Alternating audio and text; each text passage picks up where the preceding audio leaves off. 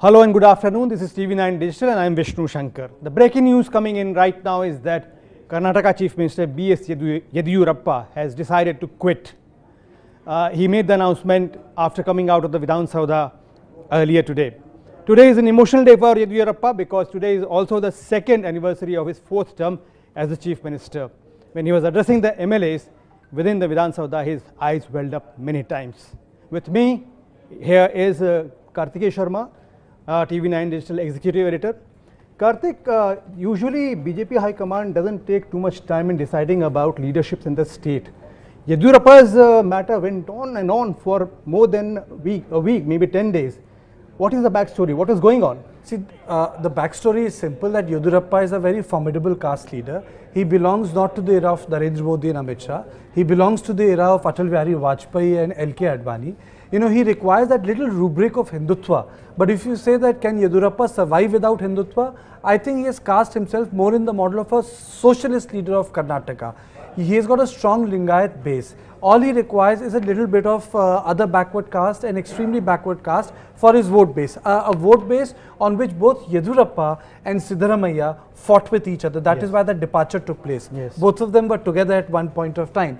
Now, important part is that why BJP is taking so much of time. Perhaps they don't want to repeat the mistake of Rajiv Gandhi.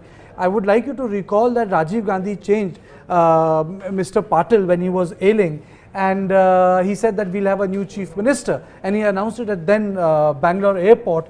Congress at that point of time in Vidhan Saudha, out of the 224 strength of the legislature, Congress had more than 175 MLAs, if my memory serves me right, 179 MLAs. Now what happened was the people felt that a regional tall leader, and he too was a Lingayat, is doing sideline in a way which does not befit his unceremonious exit. Yes. So because of that, though Viren Patil refused to put in his papers, now the result was that the next elections, Bharatiya Janata Party's vote share jumped from 4% to 17% in Karnataka, which laid the foundation for them. Congress party was reduced to 36 seats. So I think understanding that the regional leaders should not be played around with, lest they carve out an independent territory of their own, which Mr. Yediyurappa had done it once when he elected within the BJP. Yes, within the BJP and even outside. Because in 2013 he fought separately and he polled more than 11% of the votes. So I think they were taking their time lest it ruffles feather with Lingayats. And I think that is the reason why the push was there, but it was not a hard push. But when you use the word is eyes welled up, I think the pain which Yediyurappa feels is, despite being one of the strongest and the tallest and the most efficient organizational leaders, I am not saying administratively, because there were charges of corruption, and that is why he had to put in his papers. And also the age factor. Yes, he could never complete his term. Correct. So Yediyurappa will be meeting the governor later today in the afternoon. There are 4 contenders at the moment who are leading a race to be the next chief minister. They are Prahlad Joshi, who is 58, C.T. Ravi, who is 54, Arvind Bellad, who is 51, and Murugesh Nirani, 56. We'll talk one by one about these, all 4 of them. I would just like to add one name. He's a dark horse, but nonetheless, people say it will be unprecedented in Bharatiya Janata Party. But then unprecedented things have happened when Khattar got appointed. His name is B.L. Santosh. He too is a Brahmin and the organizing So let's begin with B.L. Santosh itself. How does he qualify to be a chief minister? B.L. Santosh qualifies because he's got ambition to be the chief minister. He thinks he is very close to Amit Shah. He is a Brahmin. Plus, a lot of people in 90s and 80s and early 2000s, which you would recall, that there was obesification of Indian politics post-Mandal. But somehow Bharatiya Janata Party, a reversal has taken place.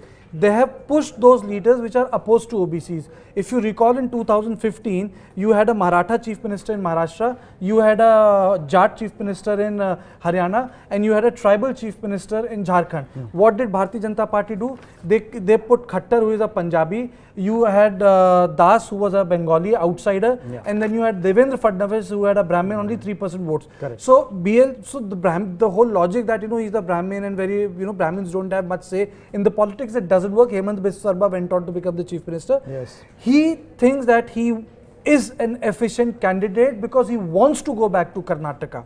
So that is why I have taken his name, because even Narendra Modi at that point of time in 2002 also had the ambition to go back to Gujarat. Okay. So now let's talk about the second Brahmin in the pack, and who is Prahlad Joshi, 58, who is a 4-time MP from Dharwad. How good are his chances? He's a parliamentary affairs minister. He's very close to Prime Minister. When I use the word close, I mean that in terms of administrative responsibilities, since he has become minister, he has been upgraded again and again. And most importantly, you know, when we talk about the BJP RSS Parivar, Mr. Joshi belongs to the RSS Parivar.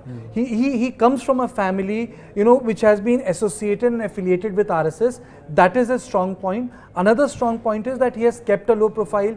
Generally, parliamentary affairs ministers during Vajpayee and Manmohan Singh were very, very high profile people. Anant Kumar, Kamal Nath, you know, people who would cut, Pramod Mahajan at a particular point of time, would cut across political parties. But Mr. Joshi had kept a low profile, something which Prime Minister likes. Right. Okay. The next one is C.T. Ravi, who is 54, and the Vocaliga face in the pack. What about him? I think C.T. Ravi is a very interesting name because Vocaliga vote got disturbed and was distributed 3 ways. It is for this reason that the JDS could not do as well as they thought, and that is why the mandate got fractured. People thought that, you know, the Gaudas are going to vote lock, stock and barrel for the Congress party, but they did not, because Congress failed to appoint a Gauda PCC chief at a proper time, and the vote got splintered. In North Karnataka, which is the tobacco belt, the vote went to Bharatiya Janata Party also. So that Lingayat Gauda divide did not function. But more interesting thing, you know, a point which I have jotted on the gentleman is that C.T. Ravi is important not in the context of the sort of things he has done in administration. It is important to understand he is part and parcel of the new JP Nadda team.